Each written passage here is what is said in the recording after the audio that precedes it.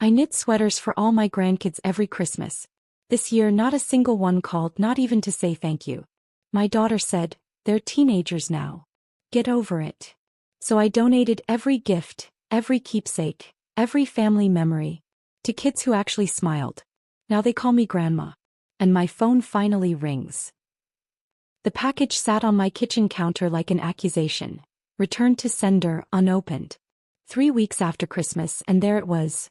Bryce's sweater, the one I'd spent 47 hours knitting, complete with cables that matched his grandfather's favorite fishing vest. The postal service had stamped it with red ink.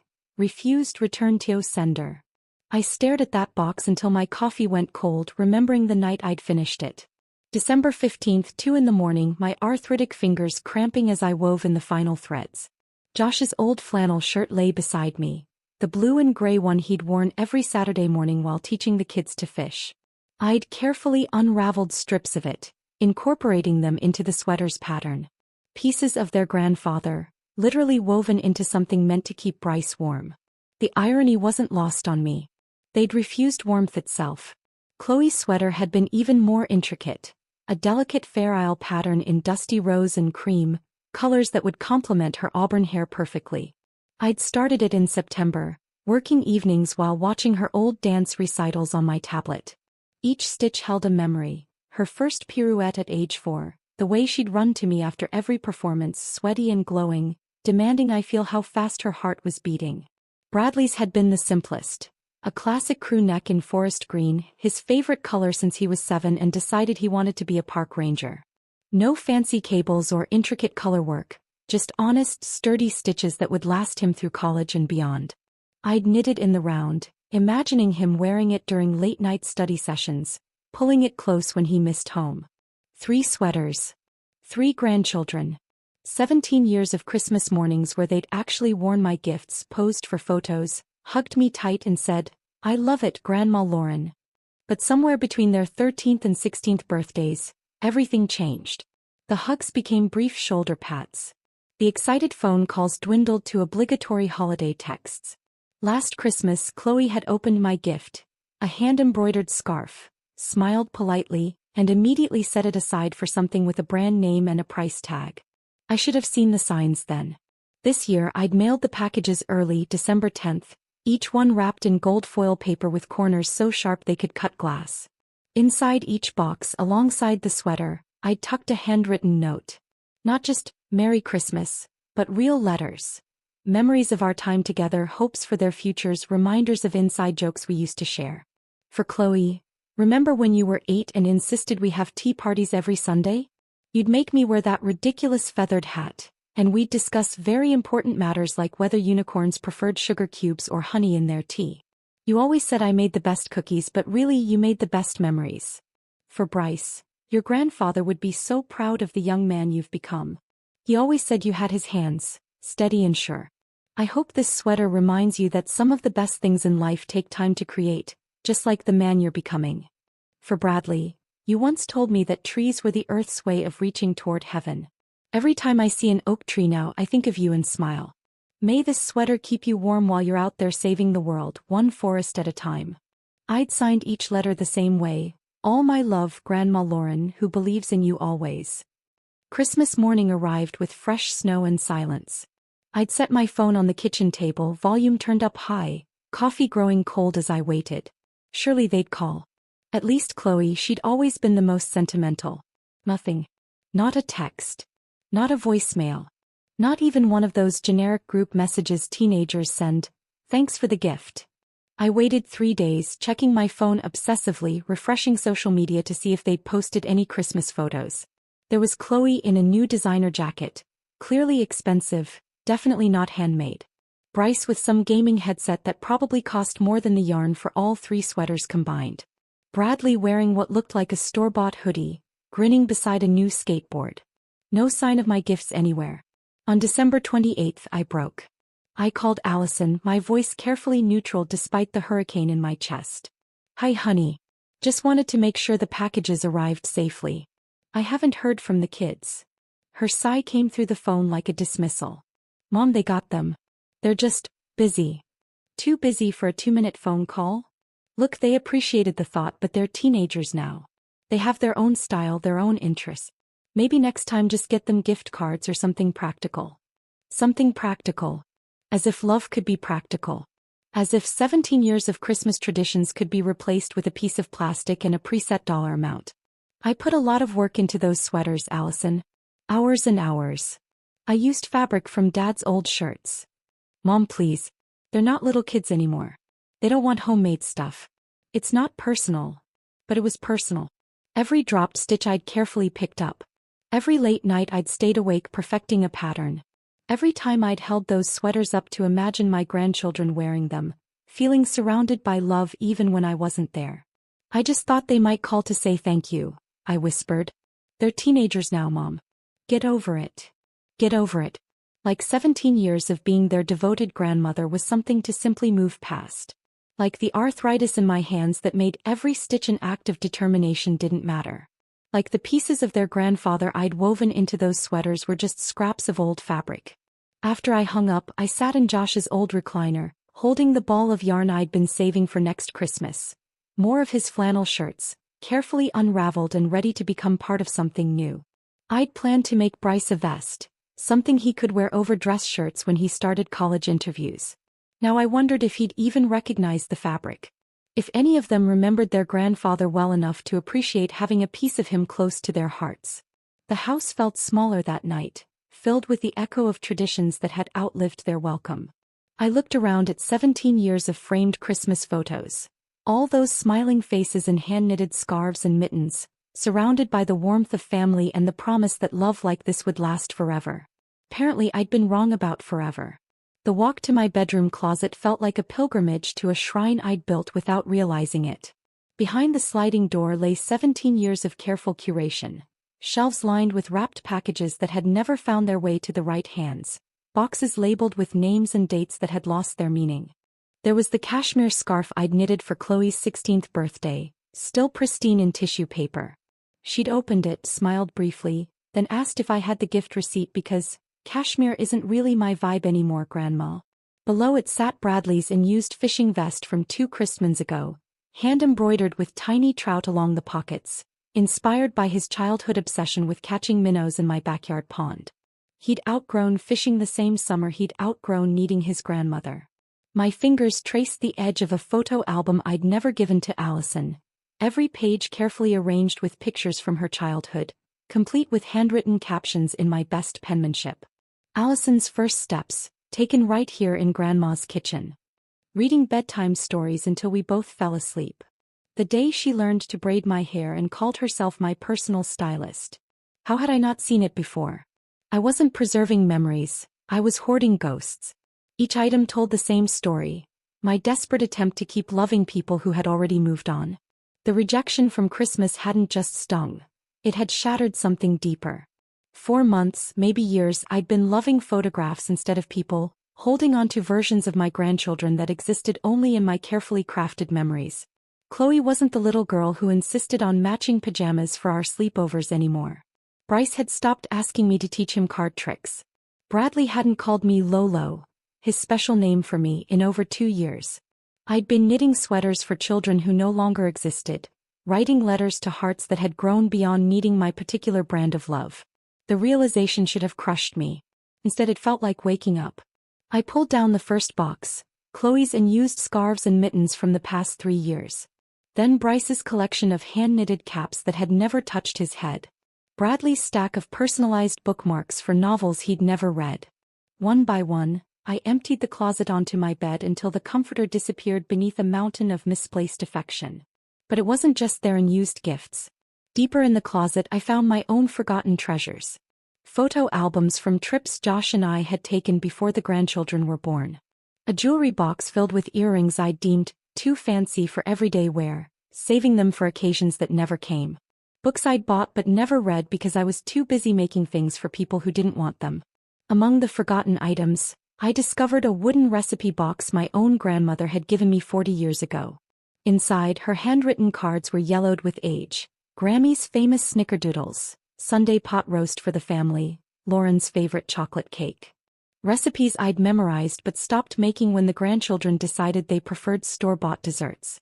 My grandmother's neat cursive on those cards looked nothing like my own hurried scrawl on the gift tags I'd been writing for years. Hers were simple, made with love for my special girl. Mine had become desperate dissertations trying to explain the meaning behind every stitch, every choice, every carefully selected color. When had I stopped believing that love should be simple?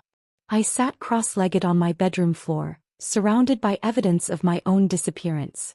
Somewhere between first grandchild and now, I'd erased myself in favor of being their perfect grandmother. The one who remembered every preference, accommodated every phase, adapted to every change in their interests. I'd become a supporting character in my own life.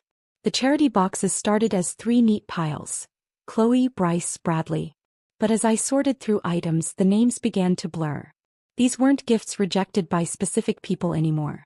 They were beautiful things, carefully made, thoughtfully chosen, that deserved to be loved by someone.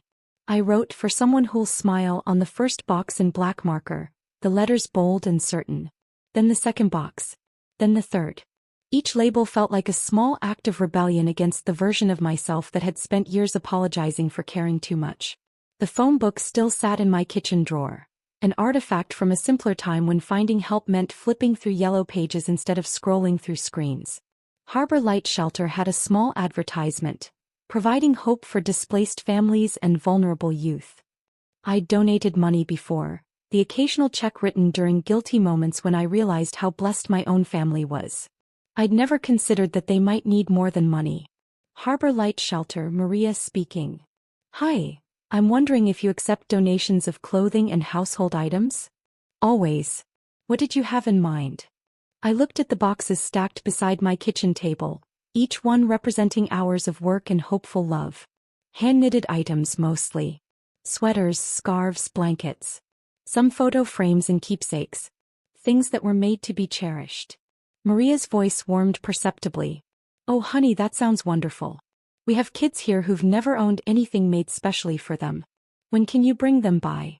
That afternoon, I loaded my car with more care than I'd taken preparing for any Christmas morning. Each box was secured with seat belts, treated like the precious cargo it had always been meant to be. The drive to Harbor Light took 12 minutes. 12 minutes to travel from my world of unappreciated abundance to a place where appreciation still existed. The building looked smaller than I'd expected. A converted Victorian house with cheerful yellow trim and flower boxes that someone was tending despite the January cold. Through the windows I could see children of various ages gathered around tables, working on homework or playing quiet games.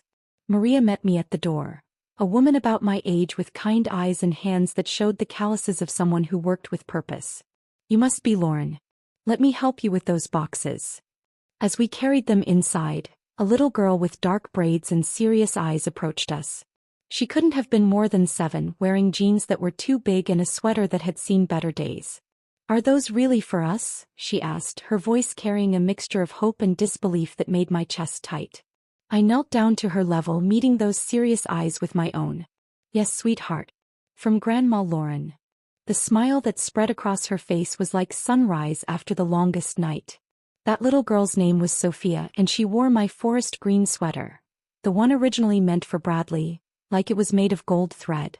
The sleeves were too long, but she'd rolled them up carefully, creating perfect cuffs that she smoothed down every few minutes as if afraid the magic might disappear. Can you teach me to make one like this? She asked during my second visit to Harbor Light, her small fingers tracing the cable pattern I'd spent weeks perfecting. I found myself saying yes before I'd even thought it through. By the 3rd week of January, I had established what Maria laughingly called Grandma Lauren's Corner in the shelter's common room.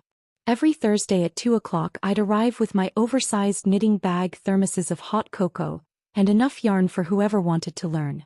The response was overwhelming, not just from the children but from the teenage mothers who watched from the doorway, trying to look disinterested while clearly longing to join in. 8-year-old Marcus was my most eager student. He'd been at Harbor Light for 3 months after his mother lost their apartment in a kitchen fire. His thin fingers struggled with the yarn at first, but he had the kind of determination that reminded me of myself at his age, when my own grandmother had taught me to knit during long summer afternoons. Grandma Lauren, he said during our 4th lesson, the word rolling off his tongue as naturally as breathing, can you show me how to make the bumpy parts like on Sophia's sweater? Grandma Lauren. No hesitation, no awkwardness, no need to earn the title through years of birthday gifts and Christmas traditions. Just acceptance, pure and simple. Within a month, I had 6 regular students ranging from age 7 to 17. Sophia, Marcus, and twin sisters named Emma and Lily who'd been living in their car with their mother before finding Harbor Light. There was also Jake, a lanky 15-year-old who initially claimed knitting was only for girls, but couldn't resist the challenge of creating something with his own hands. Most surprising was Destiny, a 16-year-old mother with a baby daughter named Hope.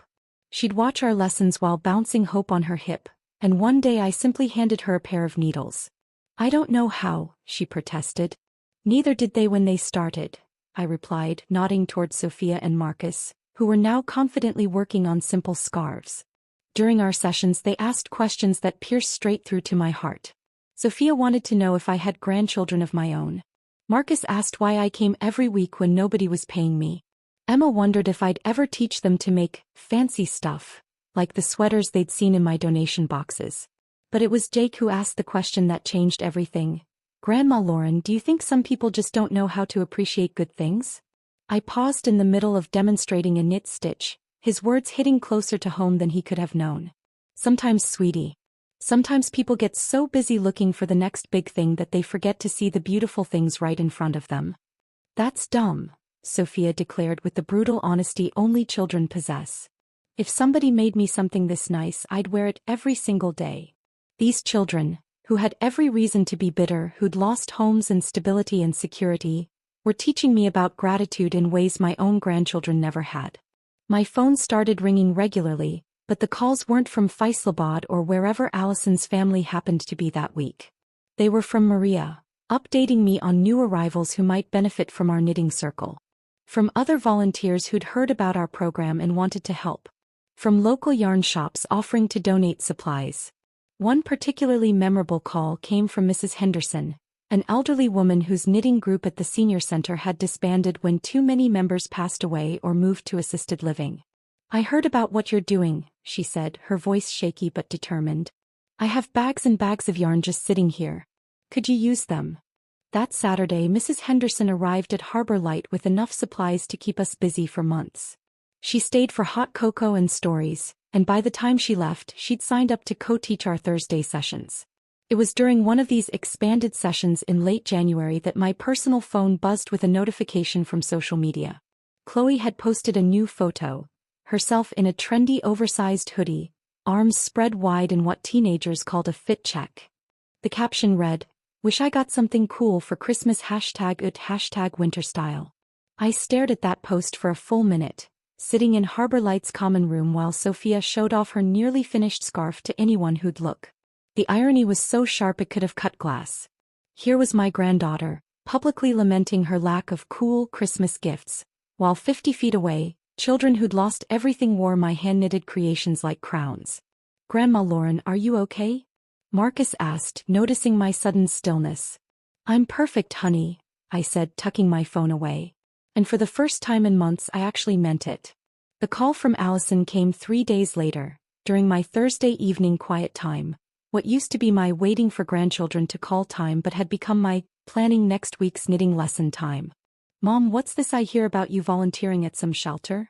Her tone carried that familiar edge of barely contained irritation.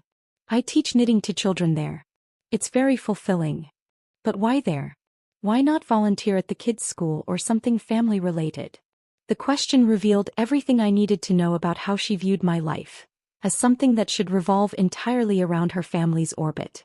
"Because these children appreciate what I have to offer," I said simply. "The kids just forgot to call it Christmas, okay? It's not that deep. They're busy with school and friends and—" "Allison, stop." My voice was gentler than I felt. "I'm not angry. I'm not holding grudges. I'm just done chasing people who treat me like background noise." Silence stretched between us, filled with years of unspoken expectations and mismatched priorities. "That's not fair, Mom." Fair would have been a 2-minute phone call to say thank you. Fair would have been acknowledging that someone spent 47 hours making something specifically for you. Fair would have been remembering that your children have a grandmother who loves them. They know you love them. Do they? Because their actions suggest otherwise. Another pause, longer this time. So what, you're just giving up on your own family? I looked around Harbor Light's common room, where photos of our knitting circle decorated one wall. Children beaming while holding up their latest creations, teenagers who'd learned that their hands could make beautiful things, mothers who discovered they had more strength than they'd realized. I'm not giving up on family, honey. I'm just expanding my definition of it. After I hung up with Allison, the house felt different, not empty but purposeful. I walked to my craft room, which had been Josh's home office before he passed, and spread out a large sheet of butcher paper across his old desk. At the top I wrote in bold letters, Grandma's Corner, monthly care packages. The idea had been brewing since my conversation with Jake about people not appreciating good things. These shelter kids deserved more than my Thursday visits and weekly knitting lessons. They deserved to know that someone was thinking about them when they weren't around, that they mattered enough to receive surprises just because. I divided the paper into columns: recipient names, interests, sizes, and what I called heart notes, special things I'd noticed about each child that I wanted to celebrate. Sophia loved purple and always asked about my grandmother's cookie recipes. Marcus collected smooth stones from the shelter's small garden and lined them up on his windowsill. Emma had mentioned wanting to learn to read music, while Lily dreamed of becoming a veterinarian. The first monthly boxes took me 3 weeks to prepare. Each one contained a hand-knitted item, scarves for the February cold, along with something special I'd chosen specifically for that child. Sophia got a purple scarf and a handwritten collection of my grandmother's easiest cookie recipes, complete with illustrations. Marcus received a deep blue scarf and a book about geology I'd found at the library's used book sale. But it was the personalized notes that made me cry as I wrote them. Dear Sophia, you asked me if your smile reminds me of anyone. It reminds me of sunshine after rain and of every good thing I've ever hoped for. Keep shining, sweetheart. Love, Grandma Lauren. Marcus, your hands are learning to create beautiful things just like your heart creates joy wherever you go. These stones you collect remind me that even small things can be treasures when someone notices their beauty. You notice everything beautiful, sweet boy. Love, Grandma Lauren. Word spread faster than I anticipated. During my third Thursday session in February, Mrs. Henderson arrived with her neighbor, Dorothy, who'd recently lost her husband and was looking for ways to fill the silence in her house.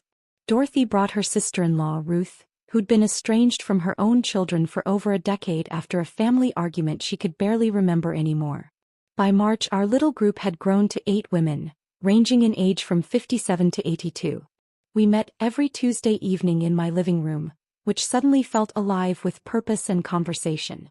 Each woman had her own story of displacement, from grandchildren who'd outgrown them, from children who'd grown too busy or too distant, from families that had shrunk through death or disagreement.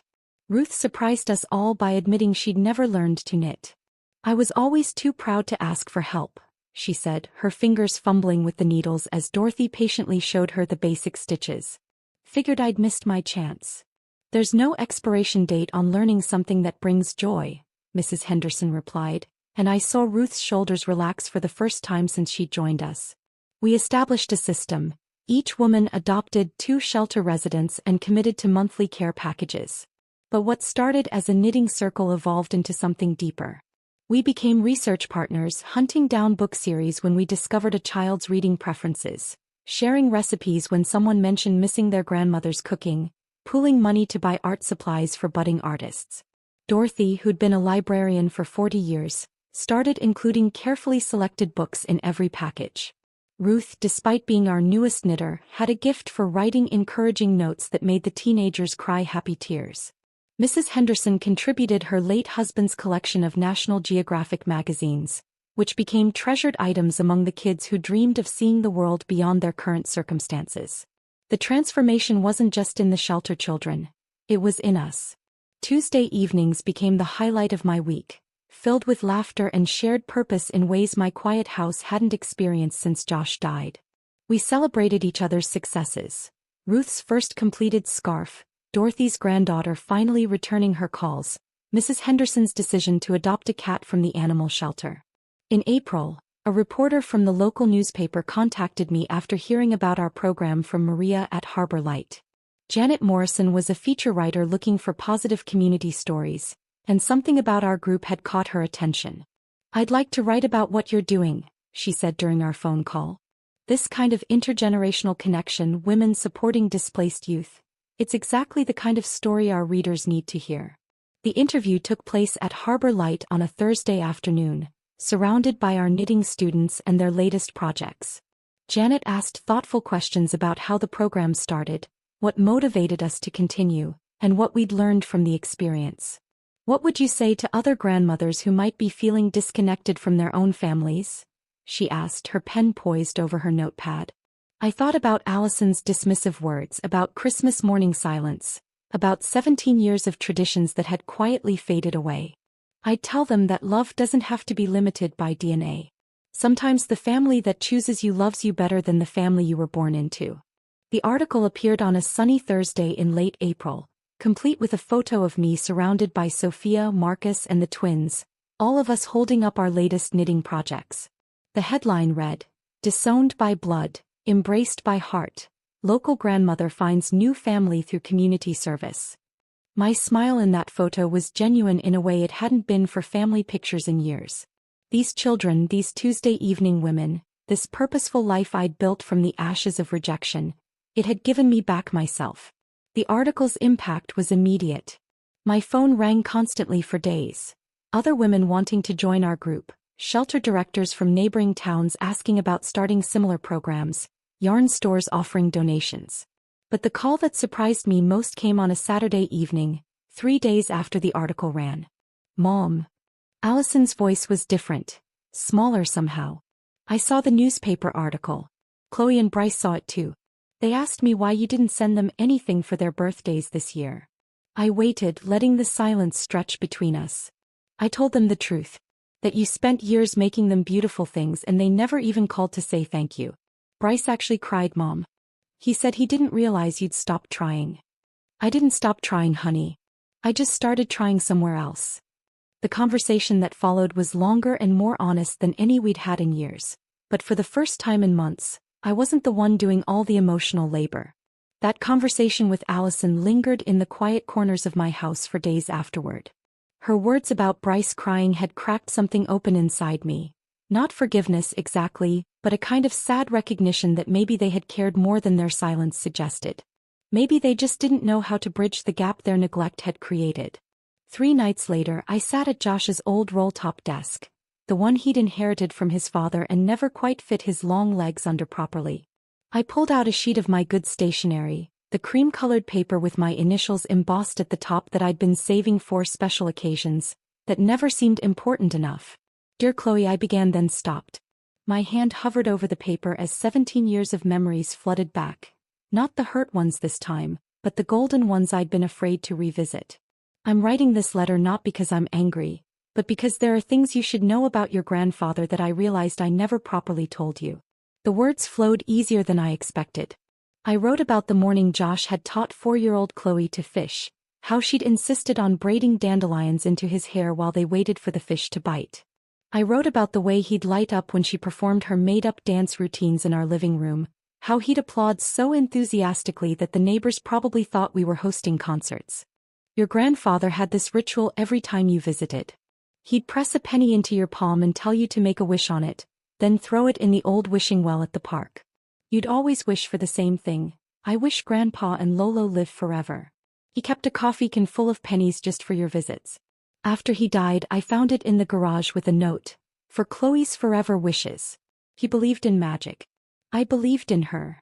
I sealed that letter in an envelope, writing her name in my careful cursive, then pulled out another sheet. "Dear Bryce," this one began. "Your sweater, the one you never wore, had pieces of your grandfather's favorite flannel shirt woven into the cables across the chest. Not random pieces but specific ones. The pocket where he kept his reading glasses. The collar that smelled like his aftershave even after I washed it. The sleeve cuff that got paint on it when you two built that birdhouse in our garage." I wrote about Josh's gentle hands teaching Bryce to whittle, how they'd spend hours on the back porch creating miniature animals from scraps of pine. I wrote about the way Josh had saved every single one of Bryce's school drawings, even the abstract ones from kindergarten that looked like colorful explosions. He used to say you had steady hands and a steady heart, just like his own father. When you were 8, you made him a wooden fish during one of those whittling sessions. He carried it in his wallet until the day he died. It's still there in the wallet I keep in his dresser drawer, worn smooth from his fingers. The third letter was the hardest. Bradley had been Josh's shadow in those early years, following him around the yard as he tended his vegetable garden, asking endless questions about why tomatoes grew up instead of down and whether earthworms had feelings. "Dear Bradley," I wrote, my handwriting growing shakier as emotion threatened to overwhelm me. "Your grandfather taught you to love growing things because he said you had earth hands, hands that could coax life from soil. Remember the sunflower contest when you were 7? You were convinced yours would grow taller than the garage. Josh secretly fertilized it extra every morning before you woke up, then acted amazed when it reached 12 feet tall." I wrote about Josh's pride in Bradley's environmental awareness, how he'd beam when his youngest grandson would lecture adults about recycling or insist on walking instead of driving to save the planet. I wrote about the tree they'd planted together in our backyard. A small oak that was now taller than the house, its roots deep and strong. "That tree blooms every spring and I think about both of you when I see it." He said trees were the earth's way of showing us that some things grow stronger when their roots go deep. "Your roots are deep, Bradley, even if you've forgotten where you planted them." 3 letters. 3 grandchildren. 3 sealed envelopes that sat on my desk like unexploded emotions. I couldn't bring myself to mail them, but I couldn't throw them away either. They contained too much truth, too much love, too much of Josh's memory to simply discard. But they also felt like artifacts from a version of myself I was still learning to let go of. The grandmother who explained and justified and pleaded for understanding. Instead, I placed them in the desk's secret compartment, the small hidden drawer Josh had shown me years ago when we'd first inherited the piece from his father. "Every good desk has secrets," he'd said, winking as he demonstrated the tiny brass catch that released the hidden space. "Maybe someday my grandchildren would be ready to read these letters. Maybe they'd search through my belongings after I was gone and discover them, finally understanding the depth of what they'd casually discarded. Maybe they'd never find them at all." The uncertainty felt strangely liberating. That same week, Sophia graduated from our beginner knitting class to advanced techniques. She'd mastered cables and was ready to attempt lace patterns. Intricate, delicate work that required patience and precision. As I watched her small fingers confidently manipulate the yarn, creating beauty from simple loops and twists, I realized something profound. I was no longer knitting to fill empty spaces or to prove my worth. I was knitting because these children asked me to teach them, because they wanted to learn something I could share, because the act itself had become a meditation on connection rather than a desperate attempt to maintain it. Ruth brought her first completed sweater to our Tuesday meeting. A simple pullover in sky blue that she'd made for her adopted shelter teen, a 14-year-old named Crystal who was aging out of the foster system. Ruth's stitches were slightly uneven, her seams a bit wobbly, but Crystal had worn it to school every day for a week and sent a photo of herself grinning in it. "She calls me Grandma Ruth," Ruth said, her voice thick with emotion. "No one's called me Grandma in 15 years. Mrs. Henderson nodded knowingly. "It's different when they choose you, isn't it? When you're not trying to earn love, just giving it." That night, I opened the secret drawer one more time and looked at those 3 sealed letters. They represented the mother and grandmother I used to be. The one who felt compelled to explain every emotion, to justify every hurt feeling, to teach lessons even when no one was listening. I closed the drawer gently, leaving the letters in their hidden darkness. Perhaps they'd remain there forever, or perhaps someday they'd serve their purpose. But for now they were simply there. Truth preserved in a safe place, waiting for the right moment to be discovered. I had other letters to write now. Thank you notes to yarn shop owners who donated supplies. Birthday cards for shelter children who'd never received mail addressed specifically to them. Messages of encouragement for the women in our Tuesday circle who were learning to redirect their nurturing energy toward grateful hearts. Letters that would actually be read. Letters that mattered to their recipients. Letters that built bridges instead of burning them. Winter arrived early that year, and with it came the familiar rhythm of clicking needles and soft yarn sliding through my fingers. But the sound echoed differently now, not in the hollow quiet of a house waiting for appreciation that never came, but in the warm buzz of my living room filled with the Tuesday circle, or the cheerful chaos of Harbor Light's common room. Marcus, now 9 and grown 2 inches since I'd first met him, sat beside me during our Thursday session, his own needles working steadily on a scarf for his baby sister. His mother had found stable housing and they'd be leaving Harbor Light soon. A success story that filled my heart even as it reminded me that these relationships too were temporary. "Grandma Lauren," he said, pausing to untangle a dropped stitch, "can you tell me more about your husband? The one whose shirts you put in the sweaters." I smiled, reaching for the ball of soft gray yarn that had once been Josh's weekend gardening shirt. "What would you like to know, sweetheart? Did he like to build things? My dad used to build things before he went away." The question hung in the air with such vulnerable hope that I had to swallow past the sudden tightness in my throat. "He loved building things. Birdhouses mostly. And he taught my grandson." I caught myself, the old possessive language feeling foreign now. "He taught a little boy I used to know how to whittle wooden animals." Marcus nodded solemnly. "Could you teach me? I promise I'd be careful with the knife." That afternoon I stopped by the hardware store and bought a beginner's whittling kit. The clerk, a young man about Bradley's age, smiled when I explained it was for a boy at the shelter. "My grandmother taught me to whittle," he said. "Best gift anyone ever gave me was showing me my hands could make something beautiful." The whittling lessons became part of our routine. Marcus had Josh's patience and steady hands, and within weeks he'd created a small menagerie of wooden creatures. Each time he finished a piece, he'd hold it up with the same pride I remembered seeing in Bradley's eyes all those years ago. But it was during one of these lessons that the phone call came, the one I'd been unconsciously dreading and hoping for in equal measure. "Mom." Allison's voice was strained, different from our previous conversations. "Chloe wants to talk to you. She's been asking about you since the newspaper article." My heart did something complicated. A flutter of hope mixed with protective skepticism. "Put her on." "Grandma Lauren?" Chloe's voice was smaller than I remembered, uncertain in a way that reminded me of the little girl who used to call me when she had nightmares. "Hi, sweetheart. I saw the article. About the shelter and the knitting and everything. Mom told me about the sweater. The Christmas one. I didn't know you. I didn't realize." I waited, letting her find her words while Marcus continued his whittling beside me, giving me something to focus on besides the racing of my pulse. "I'm sorry," she finally whispered. "We all are." Bryce cried when Mom told him about Grandpa's shirt being in his sweater. "We didn't know you put part of him in there." The apology I'd once desperately craved now felt strange, too late and too early all at once. "Thank you for saying that, Chloe. Could I maybe come visit sometime? I want to see what you're doing at the shelter. And maybe learn to knit? I never asked you to teach me, but I should have."